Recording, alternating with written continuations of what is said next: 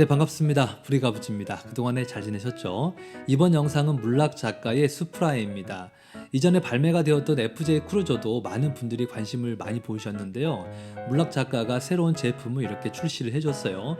저도 조립을 하면서 상당히 만족스러웠는데 이전에 발매가 되었던 스피드 챔피언의 수프라와 비교를 안 할 수가 없잖아요. 아무래도 이 제품이 조금 더 스포티함을 강조해서 발매가 된 것 같은데요.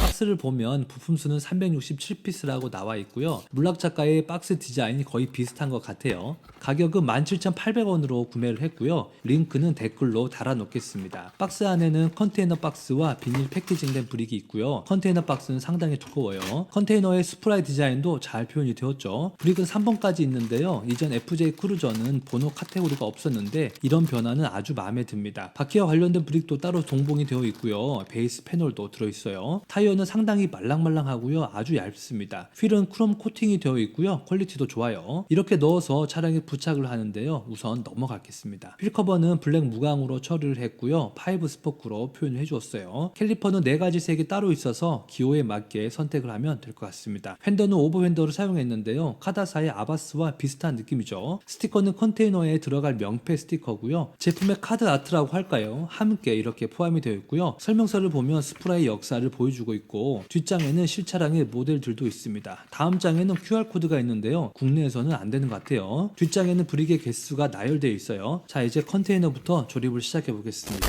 컨테이너는 바닥에 핀을 끼워주고 뒷배경 판넬을 핀에 장착하면 돼요. 그리고 앞쪽에 투명 플라스틱에 핀을 장착하고 상단에 패널을 끼워줍니다. 이 상태에서 그대로 클립에 장착을 해주면 돼요. 마지막으로 좌우에 컨테이너 패널을 장착해주면 쉽게 완성이 됩니다. 18,000원짜리 제품에 리무버가 들어있는데요. 신경을 많이 써주었어요. 레고와 같은 색상인데 디자인이 살짝 다르긴 합니다. 이런 점도 소비자들을 많이 배려해주는 것 같다는 생각이 들어요. 자, 첫 번째 봉투는 하부 어셈블리와 사이드 패널을 만들어주는데요. 우선 모듈을 하나 만들었습니다. 이 모듈이 스챔의 스프라와 아주 똑같습니다. 이 머플러 브릭이 메인 프레임에 고정이 돼요. 그리고 베이스 패널에 몇 가지 브릭을 붙여주고 방금 조립했던 모듈을 하부에 장착을 해줍니다. 프론트를 연장하는 모듈도 장착을 해주면 되고요. 이 모듈은 리어 범퍼 하부를 표현한 모듈인데요. 이렇게 패널을 붙이고 완성된 모듈은 머플러 브릭에 끼워주면 돼요. 이렇게 되면 리어 부분이 연장이 되어서 커다란 머플러 2구가 완성이 되었습니다. 그리고 상단에 모듈을 장착을 해주는데요. 뒤쪽에 스터드가 범퍼 모듈을 붙이는 곳이에요. 이제 실내와 트렁크의 격벽을 만들어주는데 자주색의 브릭이 차량의 시트를 나타내주고 있습니다. 이렇게 모듈을 서로 결합을 시키고 완성된 모듈은 차량에 장착을 하면 돼요. 헤드레스트 모듈을 끼워주고 대시보드를 표현한 브릭들을 순서대로 장착을 하면 되고요. 게이지는 프린팅으로 표현이 되었습니다. 핸들도 조그맣게 모듈을 만들어서 부착을 해주는데 이 부분도 프린팅이에요. 자, 이제 사이드 패널을 양쪽으로 장착을 해주면 첫 번째 봉투는 마무리가 됩니다. 자, 두 번째 봉투는 프론트 어셈블리를 만들어주는데요. 우선 브릭들을 하나씩 붙여줘요. 이제 프론트 범퍼를 만들어주는데 이 부분이 범퍼 하부를 표현한 부분이고요. 이 부분에서 다시 브릭을 쌓아갑니다. 사이드 범퍼 패널을 표현한 모듈도 붙여주고요. 반투명의 라이트 모듈도 장착을 해주면 돼요. 완성된 모듈을 차량에 부착을 하면 되고요. 자, 이제 휀더 브릭에 브릭들을 쌓아서 휀더 쪽에 패널을 만들어주고 차량에 이렇게 장착을 하면 되고요. 반대쪽도 모듈을 만들어서 장착을 하면 돼요. 마지막으로 중앙 파츠를 힌지 브릭에 끼워주면 두 번째 봉투도 완성이 됩니다. 자, 마지막 세 번째 봉투는 차량을 완성하는 단계인데요. 이 모듈은 차량의 후면 파츠입니다. 보이는 부분이 모두 프린팅이에요. 차량 뒤쪽에 스터드에 장착을 하면 되고요. 이 부분이 범퍼 부분인데 테일 램프도 함께 표현이 되었습니다. 자, 이제 뒤쪽에 휀더 패널을 사용해서 모듈을 만드는데 이 차량의 특징인 뒤쪽에 쿼터 패널이 둥그랗게 되어 있는데요. 이 부분을 이렇게 원형으로 만들어 주었어요. 완성된 모듈은 차량에 장착하면 되고 리어 휀더 사이드 모듈도 붙여줍니다. 반대쪽도 같은 방법으로 장착하면 되고요. 스포일러 모듈도 장착을 해주는데 이렇게 토요타 엠블럼이 보여야 됩니다. 그리고 쿼터 패널도 양쪽으로 장착을 해주고 리어 윈드실드 모듈도 만들어서 클립에 끼워주면 돼요. 리어 윙도 이렇게 만들어서 부착을 해주면 되고요. 프론트 윈드실드도 차량에 장착을 하면 이렇게 완성이 됩니다. 자, 이제 바퀴 모듈을 만들 건데요. 우선 디스크에 캘리퍼를 장착을 해줘요. 그리고 휠에 넣어주면 됩니다. 와셔 브릭으로 고정을 한 뒤에 타이어를 끼워주고 휠 커브도 부착해주면 휠 타이어는 완성이 됩니다. 제가 처음이라 타이어를 잘 못 끼웠는데요. 사이드 월에 홈이 보이면 안 되고요. 밋밋해야 돼요. 완성된 바퀴는 차량에 장착을 하면 차량은 완성이 됩니다.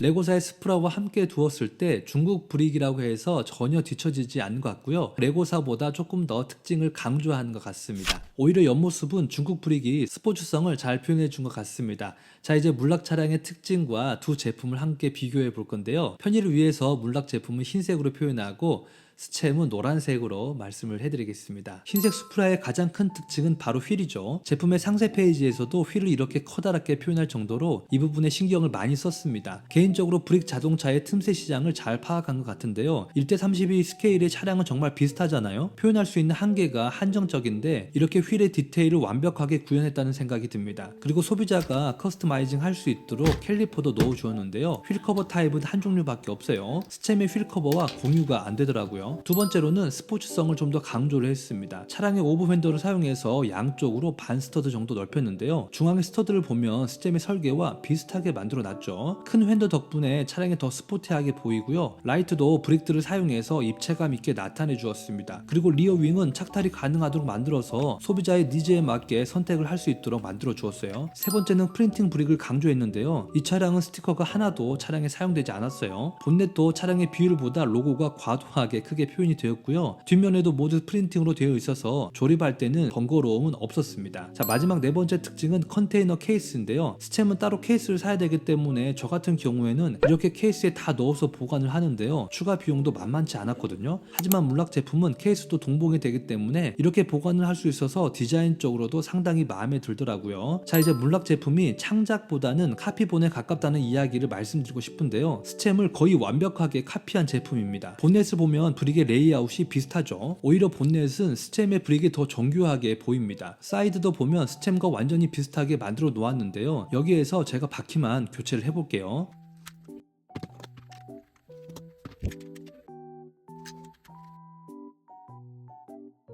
이렇게 되면 스챔도 상당히 멋있긴 하죠. 물론 휀더 쪽이 좁아서 바퀴가 돌출돼 보이지만 그래도 멋있긴 합니다. 그러니까 이런 모듈도 거의 동일하게 만들어서 공식 라이센스를 받고 판매를 한다는 게 지금 생각해 보니까 허술한 느낌이 들기도 해요. 저도 스챔 수프라를 오래전에 만들어서 생각을 못했는데 이렇게 보니까 완벽하게 비슷합니다. 뒤쪽에 쿼터 패널이나 트렁크도 같은 차량이라고 해도 무방하죠. 하부를 봐도 조립의 방법이 아주 비슷하게 되어 있습니다. 이렇게 비교를 해보면 스챔의 디자인이 초기부터 아주 잘 나온 것 같다는 생각이 들기도 합니다. 하지만 이런 작은 변화들을 통해서 저희 같은 소비자들에게는 다양한 선택을 할 수 있도록 만들어준 기회는 아주 좋은 것 같다는 생각이 듭니다. 결론적으로 이 제품은 창작보다는 카피본에 가깝다는 생각을 리뷰를 하면서 많이 들었는데요. 그래도 구매를 하실 분들은 제가 링크를 달아 놓을 테니까요. 댓글 확인하셔서 구매 꼼꼼히 좀 확인해 보시면 좋을 것 같습니다. 자, 오늘의 영상은 여기까지입니다. 영상이 도움이 되셨다면 구독과 좋아요도 부탁드리고요. 저는 다음에 더 좋은 영상으로 찾아뵙겠습니다. 오늘 하루도 레고와 함께 즐거운 시간 보내시고요. 행복하세요.